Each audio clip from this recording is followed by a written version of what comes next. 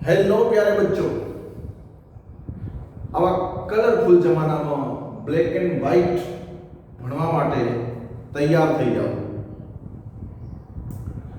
Lecture number 2 ની શરૂઆત કરીએ એના પહેલા ગઈકાલે આપણે શું શીખ્યા હતા એના મેન મુદ્દા, એના જે મુખ્ય મુદ્દા છે એ જરા એને રિકેપ કરી લઈએ, યાદ કરી લઈએ। ગઈકાલે આપણે મુખ્ય મુદ્દાની અંદર ગેલેલિયોનો જડત્વનો નિયમ એ આપણે શીખ્યા હતા। ગેલેલિયો નો જડત્વનો નિયમ શીખ્યા હતા। બોલો જડત્વ એટલે? હા હા બોલો બોલો બોલો, બધા બોલો, ચલો બધા બોલો। જડત્વ એટલે અરે બોલો યાર, વાંચ્યું નહીં? હા, જડત્વ એટલે ફેરફારનો વિરોધ। કોઈ પદાર્થ પર બાહ્ય બળ ના લાગે, પરિણામી બળ ના લાગે, નેટ બળ ના લાગે ત્યાં સુધી પોતાની અવસ્થા બદલતો નથી। અને એ બ્લેક એન્ડ વ્હાઇટ જમાનાનું કીધેલું, લખેલું, અવલોકનો કરેલા, પ્રયોગો કરેલા અત્યારે પણ કલરફુલ જમાનામાં 21મી સદીમાં પણ સાચા છે। આ શોધ કરી હતી ગેલેલિયોએ। અહીંયા આપણે શબ્દ વાપર્યો તો ચોખ્ખું બળ। ચોખ્ખું આ બળ એટલે આપણે બાહ્ય બળ જ કહીશું। ચોખ્ખું બાહ્ય બળ। આપણે હાલ આંતરિક બળની વાત કરવાની નથી, બાહ્ય બળની વાત કરવાની છે। આનું બીજું નામ છે નેટ ફોર્સ। નેટ ફોર્સ એનું બીજું નામ છે પરિણામી બળ। અને હજુ પણ એક નામ છે સમાસ બળ। આ એટલા માટે કહું છું કે પરીક્ષા હોય ત્યારે એની અંદર અલગ અલગ શબ્દો વાપરેલા હોય છે। આ બધું જે બાહ્ય બળ છે ને, આ બધા જમણી બાજુ, ડાબી બાજુ, ઉપર નીચે બધા જ બળોનો જે સરવાળો બાદબાકી કરી અને છેલ્લે જે લાગે ને એ આ બળ છે। આ બળ છે ચોખ્ખું, પાણીથી ધોયેલું ચોખ્ખું બળ। આ જડત્વનો નિયમ આપણે શીખ્યા હતા। બળને પણ આપણે શીખ્યા હતા। બળની એકમ વ્યાખ્યા બધું આપણે આગળ જોઈશું। ન્યૂટનની ગતિનો બીજો નિયમ આવશે, એની અંદર આપણે જોઈશું। સારું, આજે છે એની નોટ તમારે લખવા માટે આ વિડીયોમાં ડિસ્ક્રિપ્શનમાં મેં લિંક મૂકેલી છે, એમાં તમે પીડીએફ ફાઇલ ડાઉનલોડ કરી અને લખી શકો છો। આના માટે ગેલેલિયોનો નિયમ જોયા પછી આપણે બળની વાત કરી હતી, બળના પ્રકારની વાત કરી હતી। હવે બળ તો ઘણા બધા છે, પણ આપણે જે આ પ્રકરણમાં શીખવાના છે એ બળની આપણે વાત કરી હતી તો ઘર્ષણ બળ, પણ એના પછી બહુ અગત્યના જેને સંપર્ક બળ કહેવાય આ આપણે શીખ્યા હતા, જેને નોર્મલ ફોર્સ એવું પણ કહી શકાય, જેને લંબ બળ એવું પણ કહેવાય, જેને m વડે દર્શાવીએ। આનું એકમ પણ ન્યૂટન થશે। તણાવ બળ શેમાં લાગે? તણાવ બળ દોરી, સ્પ્રિંગ આમાં લાગશે। તણાવ બળ આ રીતે લાગશે, જેને T વડે દર્શાવાય। આવી આપણે ગઈકાલે ચર્ચા કરી હતી। હજુ પણ આને વિશેષમાં આગળ જેમ જેમ ચર્ચા છે, જેમ જેમ ટોપિક આવશે એમ આપણે આને શીખવાનો પ્રયત્ન કરીશું। આવું આપણે ગઈકાલે શીખી ગયા। લંબ બળને ક્યારેક ક્યારેક R વડે પણ દર્શાવાય, કેપિટલ R વડે પણ દર્શાવાય છે। કેપિટલ R વડે પણ એને દર્શાવી શકાય। અહીંયા વજન બળ આવે, આ એટલા માટે કહું છું કે જ્યારે જ્યારે આ બધા સંકેતો ઉપયોગ થાય એટલે તમને ખ્યાલ આવવો પડે. વજન બળ જેને W વડે દર્શાવાય. W એટલે શું થશે? mg, જ્યાં m એ દળ અને g ગુરુત્વાકર્ષણ. આ પૃથ્વી પર આપણે છીએ એટલે પૃથ્વી પર છીએ એટલા માટે આ જે બળ છે એ લાગશે અને લાગશે. તો હવે આગળ જોઈએ ન્યૂટનની ગતિનો પહેલો નિયમ. ન્યૂટનની ગતિનો પહેલો નિયમ. ન્યૂટનની ગતિનો પ્રથમ નિયમ. ન્યૂટનની ગતિનો પ્રથમ નિયમ Newton's first law of motion. ગતિ માટેના નિયમો આપેલા ન્યૂટને. હવે એક્ચ્યુઅલી આ ન્યૂટનની ગતિનો પહેલો નિયમ આપણે ગઈકાલે શીખી ગયા છીએ, જડત્વનો નિયમ. આ એક્ચ્યુઅલી ગેલિલિયોના જડત્વનો નિયમ છે, પણ શું કર્યું છે? પચાવી પાડ્યો છે. પચાવી પાડ્યો છે તો કશું વાંધો નહીં. હવે આપણે એને ન્યૂટનની ગતિના પ્રથમ નિયમ તરીકે શીખીશું. આપણને કોઈ વાંધો નથી, પણ નિયમ છે તો સાચો. બરાબર છે. હવે આ નિયમમાં ખાસ બહુ એટલું બધું નથી. એનું જે સ્ટેટમેન્ટ છે, સ્ટેટમેન્ટ તમારે યાદ રાખવાનું. હવે આ સ્ટેટમેન્ટ તમે અલગ રીતે યાદ રાખી શકો છો. આપણી બુકમાં બે રીતે સ્ટેટમેન્ટ લખેલું છે. તમને એવું લાગે કે આ રીતે યાદ રહેતું નથી, તમારી રીતે પણ સાચું હોવું જોઈએ. તો ઘણા બધા હું એ સ્ટેટમેન્ટ લખતો નથી. આની જે નીચે લિંક છે પીડીએફ લિંક, એની અંદર તમને મળી જશે. તો ન્યૂટનની ગતિનો પ્રથમ નિયમ મારે તમને સમજાવવો હોય તો કેવી રીતે સમજાવી શકાય? કે આ ટેબલ પર કોઈ પદાર્થ પડ્યો છે, બ્લોક. એ જ વાત આવશે આપણે ગઈકાલ વાળી વાત આવશે. ગઈકાલ વાળી વાત આવશે જેનું દળ m છે. આ પદાર્થ પર કોઈ બાહ્ય બળ લાગતું નથી એવું કહી શકાય કે અથવા લાગતા બાહ્ય બળ થી મળતું પરિણામી બળ, નેટ ફોર્સ, સમાસ બળ, ચોખ્ખું બળ, મળતું પરિણામી બળ શૂન્ય છે. બધું બે વિધાન છે, 1 અને 2. એમાંથી કયું સાચું અને કયું? અહીંયા તમારો કોન્સેપ્ટ ક્લિયર છે કે નહીં એ તમને અહીંયા દર્શાવશે. તમને પોતાને ખ્યાલ આવી જશે. તમે પોતે ઇવેલ્યુએશન કરી શકશો કે આ પદાર્થ પર આપણે આ પદાર્થની વાત કરીએ છીએ. એક વસ્તુ યાદ રાખજો આ પ્રકરણમાં, આપણે કોની વાત કરવા જઈ રહ્યા છીએ એ પહેલેથી નક્કી કરી નાખજો. કોની વાત કરવા જઈ રહ્યા છીએ? ટેબલની વાત કરીએ છીએ કે પદાર્થની વાત કરીએ છીએ? તો હાલ આપણે પદાર્થની વાત કરીએ છીએ. તો પદાર્થ પર લાગતા બળની વાત કરીશું, ટેબલ પર લાગતા બળની ચિંતા કરીશું નહીં, કારણ કે એ બધું ઘણા બધા લાગે. ઓકે, તો પદાર્થ પર કોઈ બાહ્ય બળ લાગતું નથી. આ વિધાન સાચું કે લાગતા બાહ્ય બળથી મળતું પરિણામી કે મળતા પરિણામી બળ શૂન્ય હોય છે? કયું વિધાન સાચું? આના પર કોઈ બળ લાગતું નથી એનો મતલબ કે પદાર્થ ક્યાંય જતો નથી. એટલે પહેલી નજરે શું લાગે? સર બ્લોક ખસતો નથી, એનો મતલબ કે કોઈ બળ લાગતું નથી. ના બચ્ચો, આ વિધાન ખોટું છે. આ વિધાન સાચું છે. તો અહીંયા તમને તમારો ફરક અહીંયા સાયન્સ અને આર્ટ્સના વિદ્યાર્થીઓ વચ્ચેનો જે ફરક છે ખ્યાલ આવશે. બીજા વિદ્યાર્થીઓ જે સાયન્સ નથી ભણતા અથવા ખ્યાલ નથી, એ તો શું લાગશે? સર કોઈ બળ લાગતું નથી. ના બચ્ચો, બળ લાગે છે. જુઓ, આનું પોતાનું બળ mg, આ પૃથ્વી છે. તો પૃથ્વી પોતે ટેબલ પર mg બળ લગાવે છે. હકીકત છે યાર, લાગે. તમે ઊભા છો તો તમારું બળ પૃથ્વીની સપાટી પર લાગે છે, પણ પૃથ્વીની સપાટી તમારા પર એટલું જ બળ લગાવે છે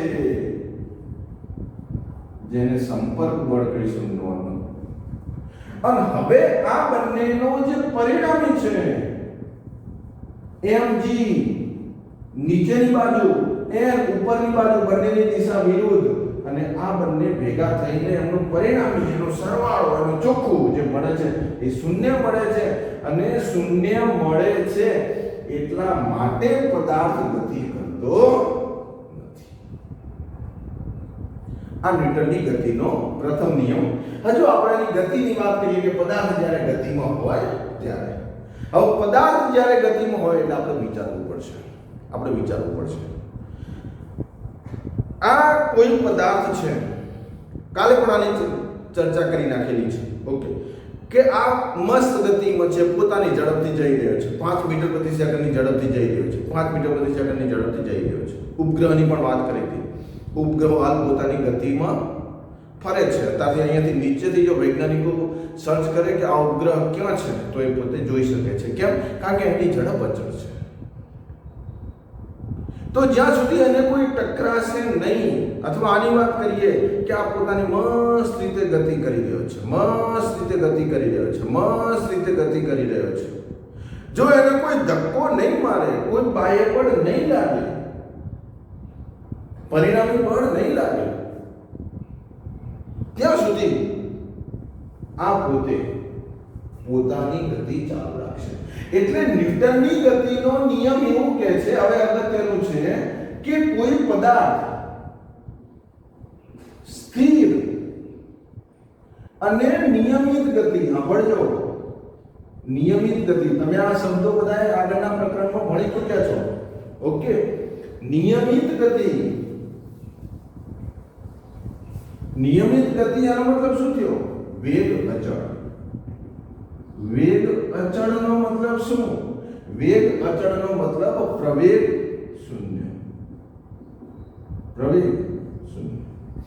ઉત્પન્ન થતો નથી. તમે આવું શીખીને આવ્યા છો. A બરાબર dv/dt. વેગનું વિકલન એ આપણને સમયની સાપેક્ષે વેગનું વિકલન આપણને શું આપશે? પ્રવેગ આપશે. જો આ અચળ, વેગ અચળ, તો અચળનું વિકલન શૂન્ય, એટલા માટે પ્રવેગ પોતે શું થઈ જશે? ત્યારે બચ્ચો શૂન્ય થઈ જશે. તો ન્યૂટને એવું કીધું, ગેલિલીઓએ એવું કીધું કે પદાર્થ સ્થિર છે અથવા નિયમિત ગતિ કરે છે. આ બંને અવસ્થા સમાન છે. આ બંને અવસ્થા સમાન છે, કોઈ ફેર નથી. સ્થિર પદાર્થ સ્થિર રહેશે, ગતિમાન પદાર્થ ગતિ ચાલુ રાખશે ક્યાં સુધી? જ્યાં સુધી તેના પર કોઈ બાહ્ય બળ નહીં લાગે, કોઈ ચોખ્ખું પરિણામ બળ નહીં લાગે. તો ન્યૂટનની ગતિના પહેલા નિયમને લખવું હોય તો એવી રીતે લખી શકાય. સ્થિર પદાર્થ સ્થિર રહેશે અને ગતિમાન પદાર્થ ગતિમાં રહેશે જ્યાં સુધી કે ત્યાં સુધી તેના પર બાહ્ય બળ ન લાગે, ચોખ્ખું પરિણામી બળ ન લાગે.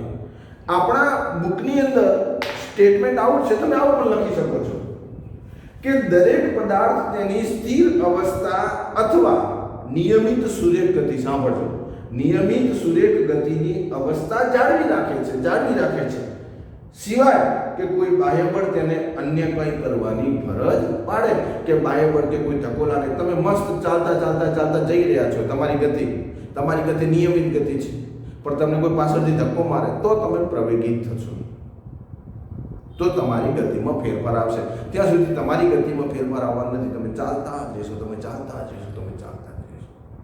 ઓકે, બીજી રીતે પણ લખી શકાય. બીજી રીતે પણ આપણી ચોપડીમાં છે. જો પદાર્થ પર ચોખ્ખું બાહ્ય બળ શૂન્ય હોય તો તેનો પ્રવેગ શૂન્ય હોય છે. જો પદાર્થ પર ચોખ્ખું બાહ્ય બળ લાગતું હોય તો તેનો પ્રવેગ અશૂન્ય હોય છે. એટલે આ ન્યૂટનની ગતિના બીજા નિયમ ઉપરથી છે, પણ અહીંયા લખી નાખ્યો છે. આ શૂન્ય હોય તો પ્રવેગ પણ શૂન્ય હોય. જો આ શૂન્ય ન હોય તો આ પણ શૂન્ય ન હોય, કારણ કે પદાર્થ પાસે દળ તો હોવાનો. આપણે દળવાળા પદાર્થની વાત કરીએ, જે પદાર્થ દેખાતો નથી એની હાલ આપણે વાત કરવા નથી, કારણ કે આપણે ક્લાસિકલ ફિઝિક્સ ભણી રહ્યા છીએ. ક્લાસિકલ ફિઝિક્સ એટલે શું? ક્લાસિકલ ફિઝિક્સ અત્યારે આવે છે ને, બીજા ઘણા બધા ફિઝિક્સ, મોડર્ન ફિઝિક્સ છે, ક્વોન્ટમ ફિઝિક્સ છે, એમ આપણે ક્લાસિકલ ફિઝિક્સ કે જેને આપણે રૂબરૂ જોઈ શકીએ છીએ, જેને આપણે રૂબરૂ અને આપણે સમજી શકીએ છીએ, એ ક્લાસિકલ ફિઝિક્સ. તો આપણે હાલ વાત કરવી છે ક્લાસિકલ. અને તમે વિચારો કે આપણે બ્લેક એન્ડ વ્હાઇટના જમાનાની કાલ વિડીયો વચ્ચે બ્લેક એન્ડ વ્હાઇટ થઈ ગયો હતો ને, હા, તો એ બ્લેક એન્ડ વ્હાઇટનો જમાનો હતો. તો બ્લેક એન્ડ વ્હાઇટના જમાનામાં વાત કરીએ એટલે એમાં મોડર્ન ફિઝિક્સ ના આવે. અત્યારે આ સમય મોડર્ન કહેવાય. એ વખતે તો ક્લાસિકલ ફિઝિક્સ હતું. જે વસ્તુ દેખાતી હતી એના ઉપર જ મતલબ સર્ચ કરવામાં આવતું હતું. અત્યારે તો ખબર નહીં, ઇલેક્ટ્રોન ને પ્રોટોન બધું દેખાતું નહીં તો સર્ચ કરવામાં આવે. વિજ્ઞાન આગળ વધ્યું છે, ક્લાસિકલમાંથી મોડર્ન થઈ ગયું છે. પણ આપણે જે વાત કરીએ છીએ ક્લાસિકલ ફિઝિક્સ, એટલે આપણે મોડર્ન જમાનામાં ક્લાસિકલ જોવાનું છે. એટલે જે પદાર્થ દેખાય છે એની આપણે ચર્ચા કરવી છે. બરાબર છે? તો ન્યૂટનની ગતિનો પ્રથમ નિયમ, ફરીથી સ્ટેટમેન્ટ બોલું કે કોઈ પદાર્થ સ્થિર હોય તો સ્થિર રહેશે, નિયમિત ગતિમાં હોય તો ગતિ જાળવી રાખશે કે ત્યાં સુધી કે એના ઉપર કોઈ પરિણામી બાહ્ય બળ લાગે નહીં. આગળ જઈએ ન્યૂટનની ગતિનો બીજો નિયમ. આની અંદર એટલું સ્ટેટમેન્ટ લખવાનું હતું. ન્યૂટનની ગતિના બીજા નિયમ પહેલા વેગમાન નામની ભૌતિક રાશિ, આ એક ભૌતિક રાશિ છે. આ એક ભૌતિક રાશિ છે. આ ભૌતિક રાશિ સમજવી ખૂબ જરૂરી છે. વેગમાન, તમે આનું નામ ક્યાં સાંભળ્યું છે? નામ તો સુના હોગા. બસ આ એવો ડાયલોગની વાત છે. ભૌતિક રાશિ છે. એક જેમ નહીં વેગ, જેમ દળ, જેમ પ્રવેગ, એમાં વેગમાન છે. બહુ અગત્યની ભૌતિક રાશિ છે. વેગમાન એ કોઈ પદાર્થના દળ અને વેગનો ગુણાકાર છે. વેગમાન એ કોઈ પદાર્થના દળ અને વેગનો ગુણાકાર છે કે જ્યાં કોઈ પદાર્થનો એકલો વેગ કે એકલું દળ માહિતી આપી શકતું નથી, ત્યારે વેગમાનની જરૂર પડે છે. પદાર્થના દળને આપણે m વડે ગુણીએ, પદાર્થના વેગને આપણે v વડે ગુણીએ, v વડે કહીએ તો વેગમાનને p વડે દર્શાવીશું. હવે વેગમાનને ઇંગ્લિશમાં મોમેન્ટમ કહેવાય. વેગમાનને ઇંગ્લિશમાં મોમેન્ટમ કહેવાય. તો તમે કહો સર એમ નહીં, એમ દળ માટે વાપરી દીધેલો છે એટલે વેગમાનને સ્મોલ p વડે દર્શાવીએ છીએ. તમારે સ્મોલ p વડે દર્શાવવાનો છે. એને તમારે કેપિટલ P કરવાનું નથી, નકે શું બની જશે? પાવર બની જશે. સારું. હવે વેગમાન એ કેવી રાશિ છે? તો કે સદિશ રાશિ છે. વેગમાન એ સદિશ રાશિ છે. બચ્ચો, સદિશ રાશિ પાસે દિશા અને મૂલ્ય બંને હોય એટલા માટે આપણે અહીંયા સદિશ કરીએ. દળ તો પોતે કેવું છે? દળ કિલોગ્રામ કેવું છે? અદિશ છે. અદિશ છે. જો દળનું ઉદાહરણ આપો. તમે કોઈ દુકાનમાં એવું જઈને કહો કે ભાઈ 5 કિલો ખાંડ જોઈએ છે પણ પૂર્વ દિશામાંથી આપો. એવું તો હોય, ખાંડ તો ખાંડ ગમે તે દિશામાંથી આપો, એ 5 કિલો જ મળે, એટલે અદિશ રાશિ છે. પણ વેગ સદિશ હોવાથી વેગમાન પોતે સદિશ છે. એટલા માટે જો વેગની દિશા હોય તો વેગમાનની પણ દિશા હોય જ. વેગમાનની દિશા. બરાબર. આ બંને વચ્ચે તમે ટપકું કરો કે ક્રોસ કરો ફેર પડતો નથી. કેમ? કારણ કે અદિશ ને સદિશનો ગુણાકારમાં ફેર પડતો નથી. આ બંને સદિશ હોય તો તમારે એને સદિશ કે અદિશના ગુણાકારમાં જવું જોઈએ. તો ત્યારે બચ્ચો ઝડપથી જોઈ લઈએ. આ વેગમાન એ સદિશ રાશિ છે. એનો એકમ તમે મને કહો. તમે મને કહો, તમે ભણી રહ્યા છો. આનો એકમ કિલોગ્રામ, વેગનો એકમ મીટર પ્રતિ સેકન્ડ. તો આ જે એકમ છે એ વેગમાનનો છે. કિલોગ્રામ મીટર પ્રતિ સેકન્ડ. કિલોગ્રામ મીટર પ્રતિ સેકન્ડ. હવે આ જે એકમ છે એ SI છે. પણ જો તમે CGS એકમ કહેતા હોય તો એ તમને ખ્યાલ હોવો જોઈએ કે CGS માં કિલોગ્રામને શું કરી દઈશું ત્યારે બચ્ચો? ગ્રામ કરી દઈશું. ગ્રામને શેના વડે દર્શાવીશું? G વડે દર્શાવો. ગ્રામ અથવા આખું ગ્રામ લખો. ગ્રામ. મીટરને સેન્ટીમીટર, સેન્ટીમીટર ભાગ્યા સેકન્ડ. ગ્રામ ઇન્ટુ સેન્ટીમીટર ભાગ્યા સેકન્ડ. આ પણ એક CGS એકમ છે, પણ આની જરૂર ઓછી પડે છે. આ કિલોગ્રામ ઇન્ટુ મીટર પ્રતિ સેકન્ડ, આ ઇન્ટુ આવશે આ વેગમાં.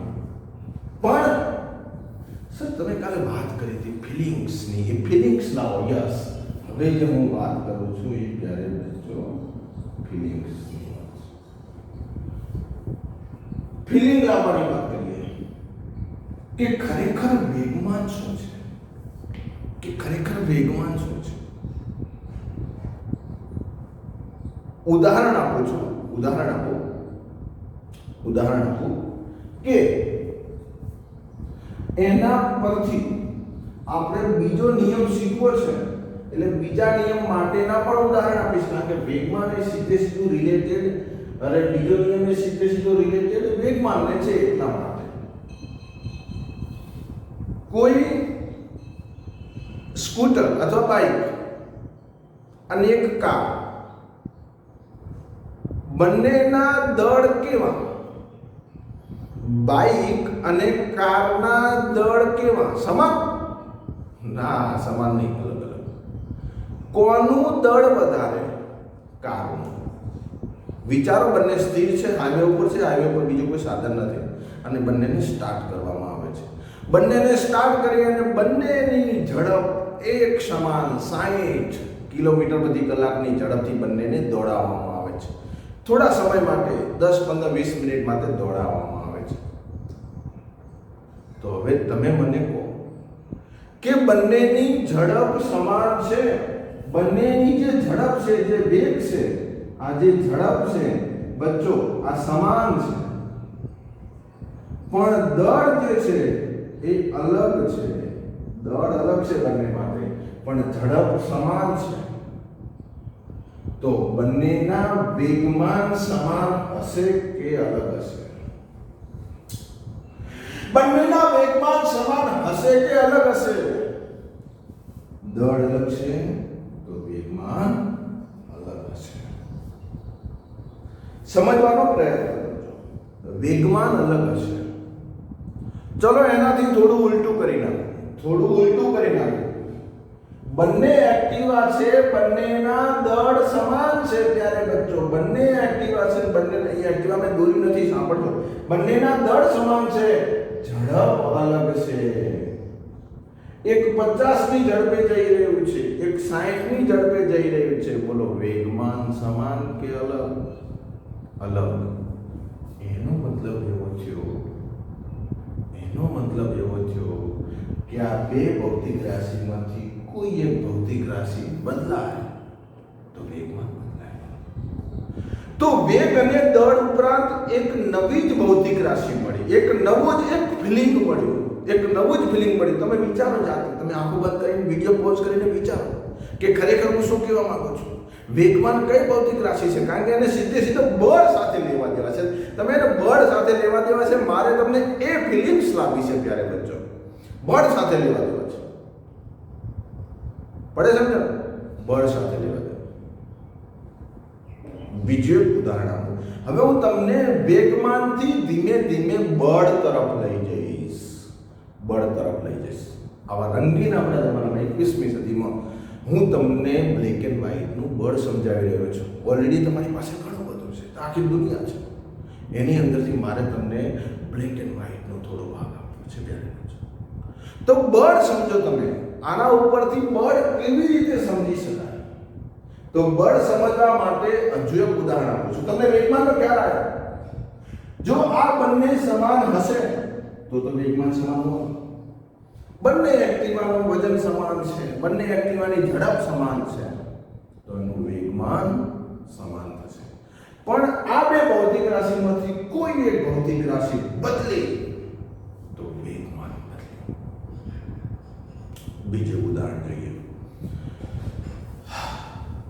તમારા હાથમાં પથ્થર છે. સર કોને મારવાનો છે? કોઈ નહીં મારવાનો, શાંતિ રાખો. આપણે જો અહીંયા મારતા નહીં, મોબાઈલનો કાચ ફૂટી જશે પાછું. ઓકે, હા, આની જરૂર નહીં. આનું જે ત્યારે બચ્ચો લખવાની ચિંતા ના કરતા. આ જે બધું લખાણ જે અમુક સમજાવવા માટે લખું છું, એ બહુ એટલું બધું લખવા માટે જરૂરી નથી. લખવા માટેનું હું તમને નીચે નોટ મૂકેલી છે, એની અંદરથી તમે જોઈ લો.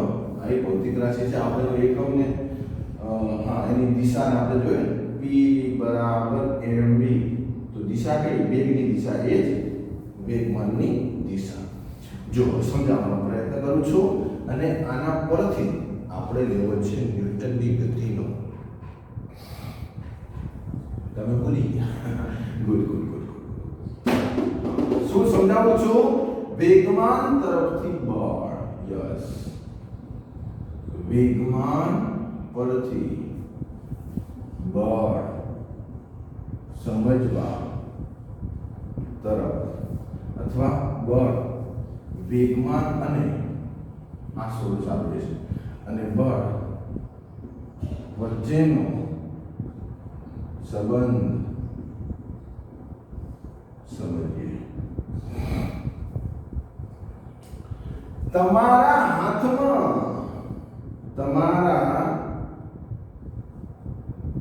એક હાથમાં પથ્થર છે. આ પથ્થર છે, આ તમે છો.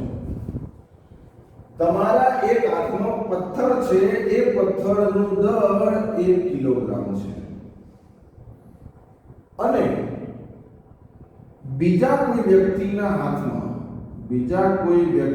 હાથમાં જોજો હા, બીજો કોઈ વ્યક્તિ તમારા જેવો છે ને વાળ છે. ઓકે, આ પણ આ વાળ છે. એના હાથમાં મોટો પથ્થર છે, 5 કિલોનો પથ્થર. ઓકે, ફેંકવાનો છે. ચાલો, હાથમાં પથ્થર છે, એ પથ્થરને તમારે દિવાલ પર ફેંકવાનો છે અને બીજો એક વ્યક્તિ જેની પાસે 5 કિલોનો પથ્થર છે એ દિવાલ પર ફેંકશે. મને કહેશો, તમે મને કહેશો વધારે દિવાલ પર અસર કોણ કરશે? દિવાલ પર વધારે અસર કોણ કરશે? 1 નંબરના વ્યક્તિનો પથ્થર કે 2 નંબરના વ્યક્તિનો પથ્થર? 1 કિલોગ્રામ વાળો પથ્થર કે 5 કિલોગ્રામ વાળો પથ્થર? આ જે પથ્થર છે એ દિવાલ પર વધારે અસર કરશે. આ ઓછી અસર કરશે આના કરતા. આ દિવાલ પર વધારે અસર કરશે. એનો મતલબ કહી શકાય ફિઝિક્સમાં આવીએ. ચલો ફિઝિક્સમાં આવીએ. ફિલિંગની વાત કરું છું. તમે આંખો બંધ કરીને બંને પથ્થરને ફેંકવાનો વિચાર કરો. આંખો બંધ કરો, ચલો મારી જેમ આંખો બંધ કરીને બંને નાના અને મોટા પથ્થરને ફેંકવાનો વિચાર કરો. મોટો પથ્થર જે છે એ દિવાલ ઉપર નહીં હોય તો ખાડો પાડી દેશે. કેમ? એની પાસે વેગમાન વધારે છે. ભાઈ વેગમાન ક્યાંથી આવ્યું? વેગમાન p બરાબર mv માંથી આ વધ્યું તો p વધશે અને આ વધારે અસર કરી એ અસરને જો ભૌતિક રાશિમાં લગાવવું હોય ને તો વધારે બળ લગાવશે. એનો મતલબ કે વેગમાન જે છે એને સીધો બળ સાથે સંબંધ છે. વધારે બળ લગાવશે. આ વધારે બળ એ દિવાલ પર લાગે છે. કેમ ભાઈ? આપણે એવું કહીએ કે બંનેની ઝડપ સમાન છે, બંનેને સમાન ઝડપથી ફેંકી રહ્યા છો, પણ આ દિવાલ જે છે બંને એક નાનો પથ્થર છે, આ રીતે અથડાય કશું નહીં, પણ મોટો પથ્થર વધારે અસર ઉપજાવી, વધારે બળ લગાવ્યું. એ બળ કેમ વધારે લગાવ્યું? કારણ કે વેગમાન વધુ થયું. વેગમાન કેમ વધુ થયું? દળના કારણે વેગમાન વધુ થયું. તેથી વધારે બળ લગાવ્યું. તો આ બંનેનો કંઈક સંબંધ હોવો જોઈએ. છે સંબંધ. બીજું ઉદાહરણ લઈએ. હું તમને ધીમે ધીમે બીજા નિયમ તરફ લઈ જવા માંગુ છું. ફિલિંગ લાવો તમે. આપણે શીખી જવું, ગોખવાનું છે. આપણે જે યાદ રાખવાનું છે એ તો બધું છે જ. ફિલિંગ્સ લાવો તો તમે ગમે ત્યારે લખી શકશો. ઓકે, જરૂરી નથી કે ચોપડીમાં બેઠે બેઠું તમે ડિક્ટો જે છે એ લખી દો. ના, તમે સમજો, એકવાર તમે સમજો. ઓકે, તમારી પાસે બંદૂકની ગોળી છે. તમે એ બંદૂકની ગોળીને આ બંદૂકની ગોળી સામે એક લાકડાનું અથવા કોઈ પૂઠું એવું રાખેલું છે ધારો કે, અને આ ગોળી જે છે એનું દળ ધારો કે 10 ગ્રામ કે 20 ગ્રામ કે જે હોય, અને તમે આને જોરદાર એક પૂઠા પર લગાવ્યો. એ પ્રયોગ નંબર તમારો 1 થઈ ગયો. આ ગોળી જે છે ને, આ ગોળીને તમે ધારો કે 10 ગ્રામની ગોળી છે, આ એક બુલેટ છે. ઓકે, અને આ જે બુલેટ છે એ બુલેટ, આ ગોળી જે બંદૂકની ગોળી છે એને તમારે પૂઠા પર લગાવવું છે. પૂઠા પર આને અથડાવી છે. આ પૂઠું છે, જોઈએ શું થાય. પૂઠા પર લાગ્યું. ઓકે, શું થયું? પૂઠા પર જઈ અને પાછી પડી ગઈ. આ જ ગોળીને બંદૂકમાં લગાવો, અને હવે લગાવો ધડાક અથવા સામે લગાવો, સામે પૂઠમાં ધડાક દઈને લગાવો. શું થશે? ગોળી પાછી પડશે? ના, ગોળી પાછી ના પડે. ગોળી પૂંઠું બીંધી અને દૂર જશે. સીધો મતલબ. સર, આની પાસે બળ વધારે આવ્યું એટલે ખબર પડી ને, પૂઠાને સામે બીંધી નાખ્યો, મતલબ કે બળ તો વધારે હોવાનું. બળ ક્યાંથી વધારે આવ્યું?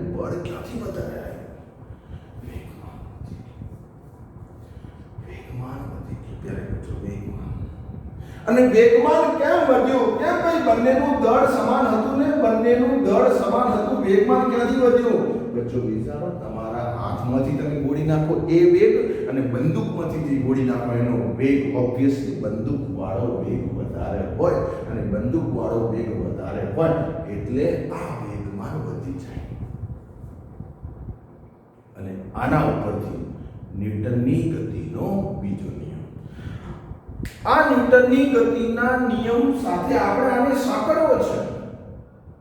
પણ એકલું વેગમાન નથી. ત્યારે બચ્ચો, એકલું વેગમાન નથી, એની સાથે સમય પણ જોડાય છે. કેવી રીતે એ પણ સમજાવું છું. કેવી રીતે સમજ? આટલી તમને ખ્યાલ આવે વેગમાન ઉપરથી? ઓકે, બંનેને સમજ વિશે ખ્યાલ આવે છે તમને? સારું, તો અહીંયા હું હેડિંગ લગાવું છું, ન્યૂટનની ગતિનો, ન્યૂટન્સ લો ઓફ મોશન. કયા નંબરનો? Second number. ઓકે, તમને ખ્યાલ આવે કે આપણે ન્યૂટનની ગતિનો બીજો નિયમ શીખવા જઈ રહ્યા છીએ. ન્યૂટનની ગતિનો બીજો નિયમ, મોમેન્ટમ પછી વેગમાન પછી ન્યૂટનની ગતિનો બીજો નિયમ. આ બુલેટ, આ ગોળી અહીંયા અથડાય છે. આ બુલેટ અહીંયા અથડાય છે. બંનેના વેગમાં ફેરફાર છે, એટલે વેગમાનમાં પણ ફેરફાર થાય. જેનો વેગ વધુ એનું વેગમાન પણ વધુ. એટલે બંનેનું દળ સમાન છે પણ વેગ અલગ અલગ છે. એટલા માટે આ જે વેગ જેનો વધારે હતો એનું વેગમાન વધી ગયું. બીજું ઉદાહરણ આપો, જોજો, બળ સાથે રિલેટેડ. કોઈ ક્રિકેટ મેચ, અત્યારે આઈપીએલ ચાલે છે, અથવા આના પહેલા તમે કોઈ ક્રિકેટ જોઈ હશે. એ ક્રિકેટમાં બે ખેલાડી, એક અનુભવી ખેલાડી અને એક નવો ખેલાડી, જ્યારે બેટ્સમેન દ્વારા કેચ અથવા દડો ઉછાળવામાં આવે અને પછી જે ફિલ્ડર હોય, ખેલાડી હોય, એના વડે કેચ કરવામાં આવે ત્યારે અનુભવી ખેલાડી કેવું કરે? તો દડો ઉપરથી આવે છે, દડો મસ્ત ઉપરથી આવી રહ્યો છે, પોતાને પોઝિશન નક્કી કરે કે મારે અહીંયા કેચ કરવાનો છે. તો આવી રીતે હાથની સિસ્ટમ લગાવી અને હાથને જરા ઉપર કરશે અને જેવો દડો આવશે એવો ધીમે ધીમે ધીમે ધીમે નીચે આવશે હાથ. અને નવો ખેલાડી શું કરશે? દડો આવે છે, નીચેથી ઉપર જશે, એટલે પેલા નવા ખેલાડીને વાગશે અને જે અનુભવી ખેલાડી છે એ સરસ મજાનો કંઈ પણ વાગ્યા વગર કેચ પકડી લેશે. સાહેબ આ કેચ પકડવાને આમે શું લેવા દેવા? બચ્ચો લેવા દેવા છે. સમજો, લેવા દેવા છે, લેવા દેવા છે. આ જે દડો છે, આ દડો ધારો કે અહીંયા બેટ્સમેન દ્વારા અહીંયા ઉછાળવામાં આવે છે. આ મેદાન છે અને બેટ્સમેન દ્વારા જ્યારે દડો ઉછાળવામાં આવે ત્યારે આ દડો અહીંયા કોઈ ખેલાડી છે, એટલે કોઈ ખેલાડી છે ને એ ખેલાડીને આ દડો ત્યારે બચ્ચો પકડવો છે. તો આ દડો પકડવો છે તો દડાની પાસે દળ હશે, દડાની પાસે વેગ હશે, તો એની પાસે વેગમાન હશે, હોય ને? કેમ ના હોય? કેમ ના? તો આ દડાને હવે આ દડો વેગમાન હશે તો બળ લગાવશે. અહીંયા વિચારી તમે જોયું કે વેગમાન હશે તો બળ લગાવશે, વેગમાન હશે તો બળ લગાવશે. તો કે હા, એ વાત પણ સાચી કે વેગમાન હશે તો શું લાગશે? બળ લાગશે. એનો મતલબ કે વેગમાન વધુ તો બળ પણ વધુ. ફિલિંગ્સ થી સમજીએ, પછી એનું સૂત્ર તો આપણે તારવવાનું છે. ખ્યાલ આવશે તમને કહું કે સૂત્ર અહીંયાથી આવે છે. જેમ વેગમાન વધુ એમ બળ વધુ. હવે પેલા દડાનું બળ ઓછું કરવું છે. કેમ? દિવાલ વાળો કોન્સેપ્ટ. તમે 5 કિલોનો જે પથ્થર હતો એને દિવાલ પર ફેંક્યો, વધારે લાગ્યો, એ દિવાલની જગ્યાએ વિચારો કે તમે હોય તો શું થાય? ભૂકા નીકળી જાય.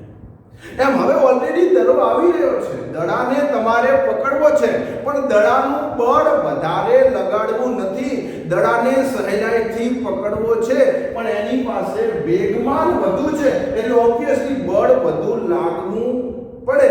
બળ વધારે લાગશે. આ બળ મારે વધારે લગાડવું નથી, તો શું કરવાનું? આ જે દડો પકડવાનો જે સમય છે એ સમયને વધારી દેવાનો.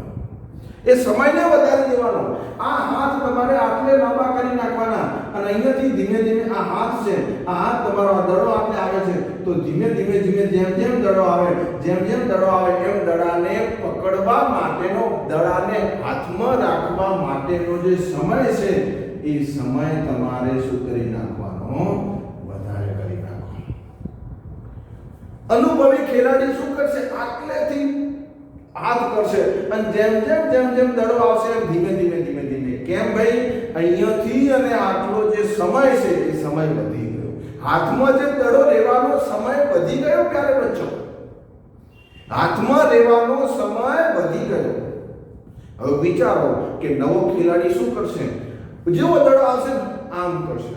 હવે આ રીતે કરશે એટલે પેલો દડો આવે છે ને તમે સામે જઈ રહ્યા છો, દડો આમ આવે છે, હાથ એનો સામે જઈ રહ્યો છે, તો દડો અથડાવવાનો અને એના હાથને પકડવાનો સમય ખૂબ ઓછો, આટલો સમય થયો. અનુભવી ખેલાડી ધીમે આમ, આટલો સમય થયો. નવો ખેલાડી આ રીતે હાથ જશે, સામેથી દડો આવે છે, આટલો સમય થયો. અને જેમ સમય વધારે એમ બળ વધુ લાગશે. પથ્થરવાળો કોન્સેપ્ટ. 1 કિલોગ્રામનો પથ્થર ધારો કે કોઈ વ્યક્તિ છે, પૂઠાનો કોઈ વ્યક્તિ બનાવેલો છે, એના પર ફેંકો છો અને 5 કિલોગ્રામનો પથ્થર ફેંકો છો.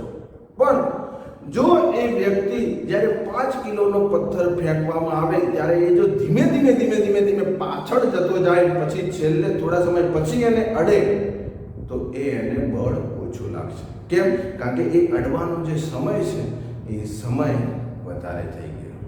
તો ન્યૂટનની ગતિનો બીજો નિયમ એ કંઈક આવો છે. ન્યૂટનની ગતિનો બીજો નિયમ કંઈક આવો છે. ન્યૂટનની ગતિનો બીજો નિયમ, જ્યારે કોઈ પદાર્થ પર અથવા જ્યારે કોઈ પદાર્થ એના વેગમાનમાં ફેરફાર કરે, જ્યારે કોઈ પદાર્થના વેગમાનમાં ફેરફાર થાય, વેગમાનમાં ફેરફાર થાય કોની સાપેક્ષે? સમયની સાપેક્ષે. જ્યારે કોઈ પદાર્થના વેગમાનમાં સમયની સાપેક્ષે ફેરફાર થાય એ લાગતા બાહ્ય બળ જેટલો હોય છે. એનો મતલબ કે પહેલા હું સૂત્ર લખું છું, પછી એને ગણિતમાં તારવવાનો પ્રયત્ન કરીએ કે વેગમાનનો ફેરફાર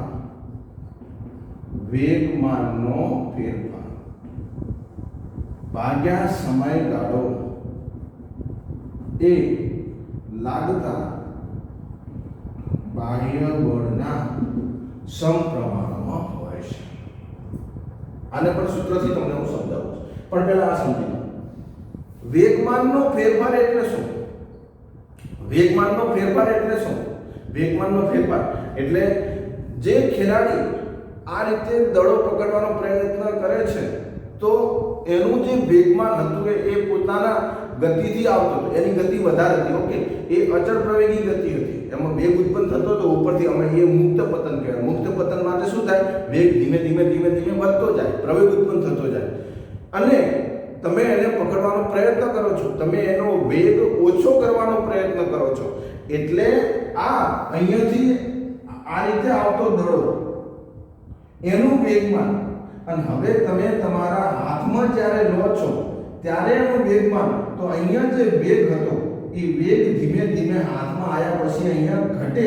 તો ઘટે એટલે શું થયું? વેગમાનનો ફેરફાર થયો. આ વેગમાનનો ફેરફાર કેટલા સમય માટે છે? એટલે કે વેગમાનનો ફેરફાર એના સમયની સાપેક્ષે. તો સમયગાળાની સાપેક્ષે જે ફેરફાર થશે, વેગમાનના ફેરફારનો સમય દર જે થશે એ લાગતા બાહ્ય બળ જેટલો હોય છે. ધીમે ધીમે ફિલિંગ્સ લાવવાનો પ્રયત્ન કરજો. હાથ ઉપર દડા વડે લાગતું બળ ઓછું હોય, મારો કહેવાનો મતલબ એ છે. કેમ લાગતું બળ ઓછું હોય? સમય વધી ગયો, અને આ બંને જો વ્યસ્ત પ્રમાણમાં છે. જેટલો સમય વધારે એટલું બળ ઓછું લાગશે. એટલે હવે તમારે આ ન્યૂટનની ગતિના બીજા નિયમને તમારે કેવી રીતે સમજવાનો છે કે જે પદાર્થ પર પદાર્થ જે બીજા વ્યક્તિ પર બળ લગાડે છે એ બળની અસર કેવી ઉપજાવે છે, એ આપણા ન્યૂટનની ગતિનો બીજો નિયમ છે. અનુભવી ખેલાડી આટલો સમય લેશે, વધારે સમય લેશે. જ્યારે નવો ખેલાડી સમય ઓછો લેશે, અને સમય ઓછો લેશે એટલે એના પર બાહ્ય બળ વધારે લાગશે. એટલે દડો શું થાય? કાટ આવશે એટલે હાથ પર ભાગશે, આ માથા દાબા કરશે, આ રીતે કરશે. કેમ ભાઈ આ રીતે કર્યું? બળ વધી ગયું. ભાઈ બળ કેવી રીતે વધ્યું? તો ગતિમાં તો બળ કેવી રીતે વધ્યું? તો સમયગાળો ઘટી ગયો, અને વેગમાનમાં ઓલરેડી ફેરફાર તો થઈ ગયો. બરાબર? તો આ વેગમાનના ફેરફારનો સમય દર, આને શું કહીશું? સમય દર. વેગમાનના ફેરફારનો સમય દર. વેગમાનના ફેરફારનો સમય દર. આ બધા શબ્દો છે. સમય દર, વેગમાનના ફેરફારનો સમય દર એ લાગતા બાહ્ય બળ જેટલો, આના જેટલો જ, અને એની દિશામાં હોય છે. એક ઉદાહરણ આપણે પછી આનું ગાણિતિક સ્વરૂપ લઈએ. એક્ટિવા અને કાર એ બંને પોતાની ઝડપથી મસ્તીમાં જઈ રહ્યા છે, 60ની ઝડપથી. ચલો બ્રેક મારવામાં આવ્યું. ભાઈ બ્રેક મારવામાં આવે એનો મતલબ કે ઘર્ષણ લગાડવામાં આવ્યું. ઘર્ષણ પોતે બળ છે. સમજવાનો પ્રયત્ન કરજો. હું જ્યારે આ બોલું ને ત્યારે તમારે મસ્ત આંખો બંધ કરી દેવાની, કારણ કે ખબર નહીં પડે ને કે તમને એવું લાગશે કે આ સર શું બોલ કરે, કાંઈ ખબર જ પડતી. આંખો બંધ કરજો. ચાલો, એક સ્કૂટર કે એક્ટિવા અને કાર બંને પોતાની મસ્ત અચળ ઝડપથી જઈ રહ્યા છે. તમે બધા મને આંખો બંધ કરીને સાંભળી રહ્યા છો ને, તો જ ફિલિંગ આવશે, અને ફિલિંગ આવશે તો જ તમને ફિઝિક્સમાં મજા આવશે. નહીતર આ વસ્તુ 5 મિનિટમાં પણ પતાવી દો. ગોખવાનો કોઈ મતલબ છે જ નહીં. પોતાની 60ની ઝડપથી જઈ રહ્યા છે. ચલો બંનેને કીધું બ્રેક મારો. બ્રેક મારો એનો મતલબ કે ઘર્ષણ લગાવો. જો ટોપિક ક્યાંથી ક્યાં જાય છે. બ્રેક મારો એનો મતલબ કે તમે ઘર્ષણ લગાવો. ઓકે, લગાવ્યું. તમે મને વિચારીને કહો, કોને વધારે ઘર્ષણની જરૂર પડશે અટકાવવા માટે? કોને વધારે ઘર્ષણ પર વધારે બ્રેક મારવાની જરૂર કોને પડશે? હા, કારને વધારે જરૂર પડશે. કારને વધારે જરૂર પડશે. કેમ? કારણ કે એની પાસે વેગમાન વધુ છે, અને વેગમાન વધુ છે એટલે અટકાવવા માટે એની ઘર્ષણ બળની જરૂર પણ વધારે પડશે. બચ્ચો, વેગમાન કેવી રીતે વધારે આવ્યો? છેલ્લા પોઈન્ટ સુધી લઈ ગયો તો કે એનો વેગ તો સમાન હતો પણ દળ વધારે હતો. એટલા માટે કારનું દળ વધારે એટલે કારનું વેગમાન વધારે, તો એને અટકાવવા માટે જે બ્રેક મારવી પડે એ જે ઘર્ષણ બળ લાગે એ એક્ટિવા કરતાં વધારે હશે. એક્ટિવા કરતાં વધારે હશે. હવે એક બીજી વસ્તુ આમાં આની સાથે રિલેટેડ